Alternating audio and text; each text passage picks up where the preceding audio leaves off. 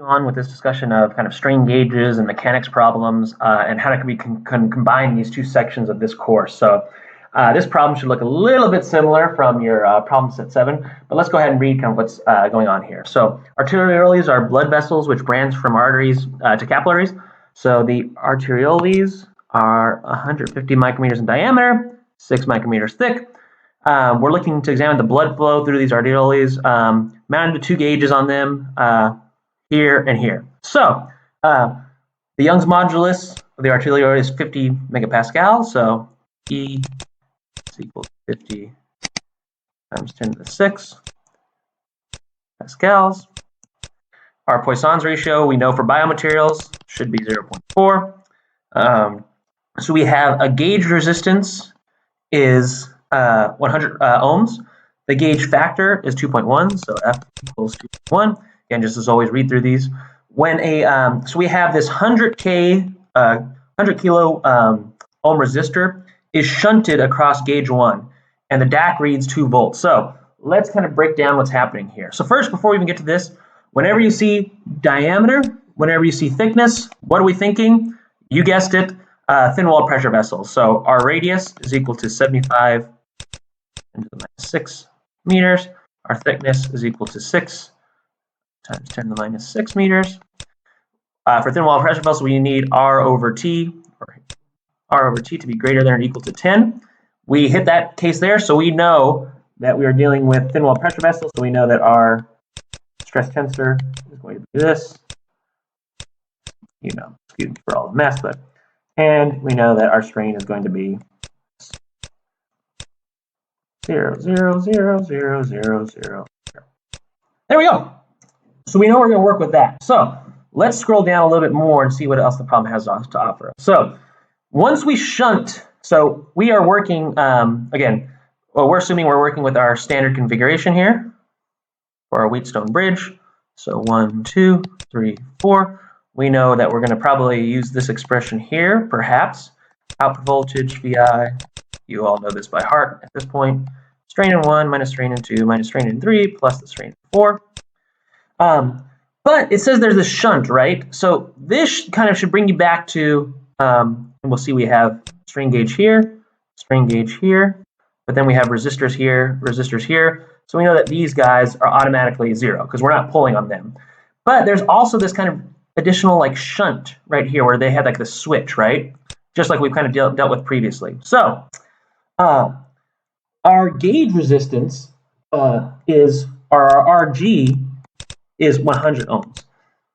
But our shunt, our S, resistance of the shunt, so this little resistor here, that is going to be 100 times 10 to the 3 ohms. And once we shunt it, the DAC reads this 2 volt value here. So what's going to happen in this problem? So the experiment then begins to flip the button, and so now the DAC measures 10 volts. So standard configuration Wheatstone bridge, we want to calculate what are the stresses and strains in this problem, in gauge 1 and gauge 2. And then we want to see, okay, did we, are we hypertensive and all this other stuff. So let's kind of break it down piece by piece. So whenever you hear that term, that shunt term, it should immediately bring you back to calibration. And we have this expression in calibration where the strain or the equivalent strain was equal to basically 1 over F times the change in resistance of our gauge over this. Or more appropriately, it was kind of shown like this: equivalent strain minus 1 over F times RG divided by RG plus RS.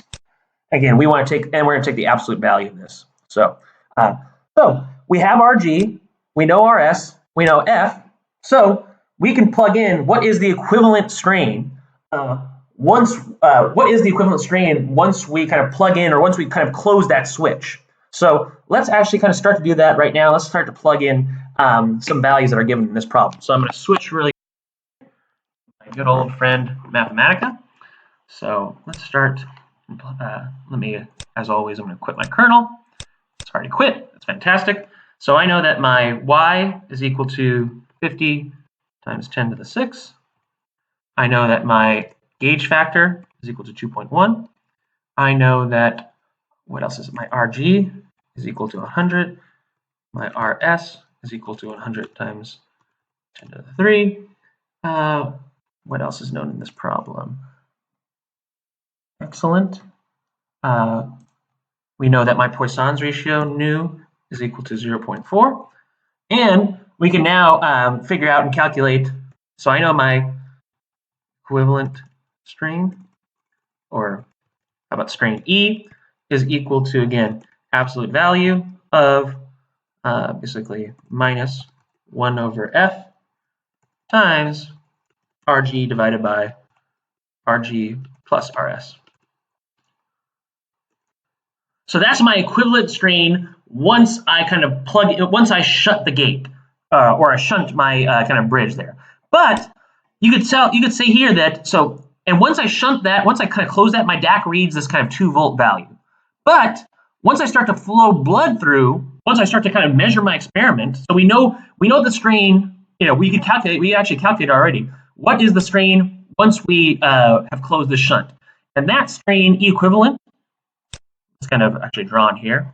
So we get this value of E equivalent when our DAC reads 2 volts. So we get this value of strain when the DAC reads 2 volts. When the DAC reads 10 volts, what is the total strain? What is the total strain that we're measuring in our Wheatstone bridge? That's kind of the question. But there's a linear relationship that we could kind of see, right? Because we know the strain at 2 volts. So if the strain is now, or if our DAC now reads 10 volts, all we have to do is just a simple kind of equivalence here. So we're going to basically multiply this value by 5 in order to get the answer. So let's actually do this here. So my total strain, i.e. my epsilon 1 minus epsilon 2 minus epsilon 3 plus epsilon 4, what's in here, that total strain that we measure, is just going to be this value right here. So our total strain is going to be equal to my strain E. So 10 volts is what I'm looking at, divided by 2 volts. That's going to be my total strain value. That's it. That is your expression there, in a nutshell.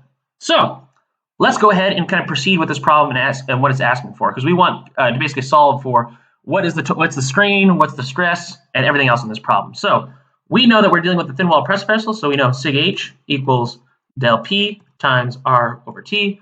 Let me go into here. I know my IR equals 75 times 10 to the minus 6. I know that my T is equal to 6 times 10 to the minus 6. So sig H is this. My sig L is that. Sig H divided by 2.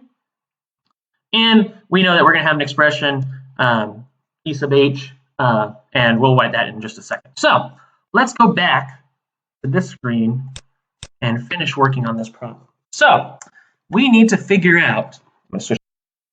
Sorry for the noise. We need to figure out what is the stress and strain associated with gauge 1 and gauge 2. So basically, what are we kind of measuring here? So let's erase some of this because we've kind of already kind of figured out a lot of this. So we need to figure out what is the total strain in this system, or what are the stresses associated with. So I know, or we know now, we have this expression that the total strain, oops, excuse me, so total strain is equal to this epsilon 1 minus epsilon 2 minus epsilon 3 plus epsilon 4. We know that these two are 0 because we don't have any strain gauges there. So what's happening in this, if we're in a thin wall pressure vessel, we know that there's going to be some circumferential, or there's going to be some hoop stress in this direction, and there's going to be some longitudinal stress in this direction, i.e., and there's also going to be associated with that this hoop strain in this direction, and then there's going to be longitudinal strain in that direction. So let's look at 1.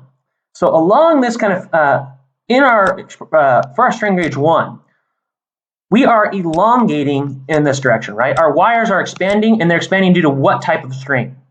Well, they're expanding due to our hoop strain, right? So they are expanding because the hoop is stretching it in this direction here.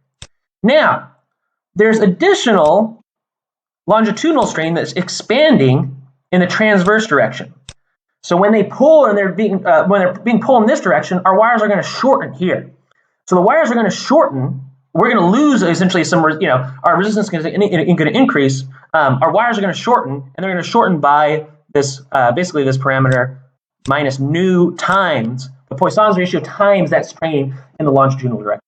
Because remember, we're not pulling, the wires are being shortened. They're being shortened not by the amount of the strain in the longitudinal direction, but by the Poisson's ratio, right? Because again, we're expanding in this direction, or we're expanding in this direction. We're going to contract basically in this direction due to that kind of Poisson's ratio. So again, it's just a material constant there. So when I'm writing out my expression, my E sub 1 is just going to be EH minus nu EL. The same argument can be made for 2, right? We're elongating due to E sub L, and we're going to kind of, as we are being pulled in this direction, it's going to shorten by nu times E sub H. There we go. So we know our total strain value right here. We also know that we could relate, we know that E sub H is going to be equal to what? 1 over E times sigma H minus nu sigma L. You know this from the mechanics lecture. We know that epsilon L is going to be equal to 1 over E times sigma L minus nu sigma H. We already have lots of parameters plugged in, so let's go ahead and start calculating. So back to Mathematica, once again into the breach. So let's start for our unknowns and what we want to kind of solve for here. So we have 4 unknowns in this problem. So let's start to kind of write out what equations that we have. So we know we need to solve for, we want to figure out E sub H. So we know that E sub H is 1 over Y times sig H minus nu times sig L. We want to kind of solve for those values there. We actually already know, we could actually clear for some of these values. We could solve for this in just a second. Actually, we could solve for del P. Actually, that's really all the unknowns we need in this problem. So we'll come back in just a second. So E sub L is going to be, whenever you're solving here, you need the parentheses. So E sub L is equal to 1 over Y times sig L minus nu times sig H. So what are our unknowns in this problem? Well, we don't know E sub H, we don't know E sub L, and we don't know del P. So we need 3 expressions. So we've got 1 here, we've got 2 equations here, and our last equation, we just know the total strain is equal to, actually, let's write that out, sorry. So the total strain is this, so it's going to be E sub H minus, so E sub 1 minus E sub 2. So the total strain, let's write that out here. Actually, we'll write it out over here. So actually, let's define it in Mathematica. So E sub 1 is equal to EH minus nu times EL. We know that E sub 2 is equal to EL minus nu times EH. So our total strain is just going to be E1 minus E2. Let's kind of do that. Simplify. And you can kind of rewrite it in terms of, basically, it's just going to come out to be 2 times, here. Actually, it's going to be EH. So if you look back at this expression right here, right here. So it's going to be EH plus 1 plus nu times EH, and then it'll be minus EL times 1 plus nu. So we'll write that down here. So the total strain equals EH 1 plus nu and minus EL times 1 plus nu. That's it. So what are we solving for? EH, EL. Let me close that bracket. We're solving for EH, EL, and del P. Oops, some parameters going on here. Oh, see, I didn't have the double equal sign. Always have the double equal sign. And now I need to, so once you do that, you're going to have to kind of just reevaluate this. So don't worry too much about that. Debug your Mathematica code. Always have to have that double equal sign. So let's shift enter again. Should give us our values now. Waiting. And there it is. That's our expression. So we have our strain, we have in the EH, EL, we know del P. So let's go ahead and define that del P is equal to this, Control V. So now we have del P times, or let's see what our sig H is. Sig L. Those are our values. We've got it. So now the question's asking, was our blood pressure greater than 100 millimeters Hg? So 180 times 138 Pa. So 180 times 133. So let's just make sure. So 180 times, so 1 milligram is that, 133 pascals. So now we have, this would be if we have high blood pressure, the delta P should be this. So we do not have high blood pressure, thankfully, in this problem.